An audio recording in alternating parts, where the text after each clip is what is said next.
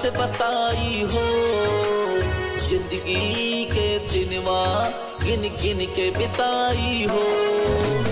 दिलवा के दर्द के किरा से बताई हो, जिंदगी के दिनवा गिन गिन के बिताई हो। तू हमके दगा देलू, दिल दोसर से लगा लेलू। तू हमके दगा देलू, दिल दोसर से लगा लेलू। दिलवा के दर्द के किरा से बताई हो, जिंदगी के दिनवा गिन गिन के बिताई हो।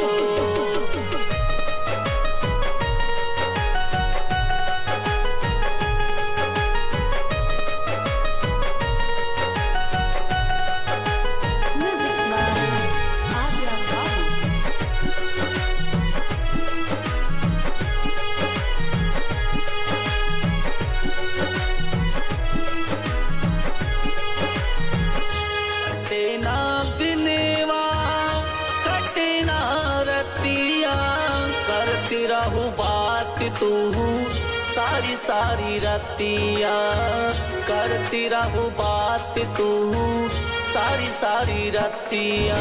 कहाँ गईलू वादा बदलल तो हर इरादा, कहाँ गईलू वादा बदलल तो हर इरादा। दिलवा के दर्द के किरा से बताई हो, जिंदगी के दिनवा गिन गिन के बिताई हो।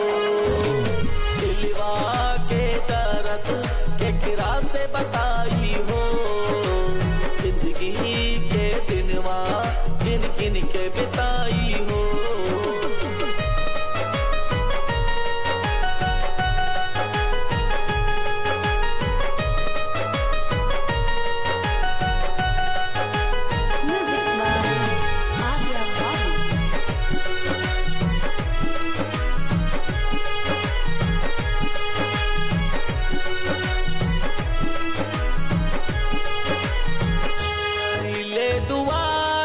तू रैया खुशी से दूसरा के बैया में दिनवा बितैया खुशी से, दूसरा के बैया में दिनवा बितैया खुशी से।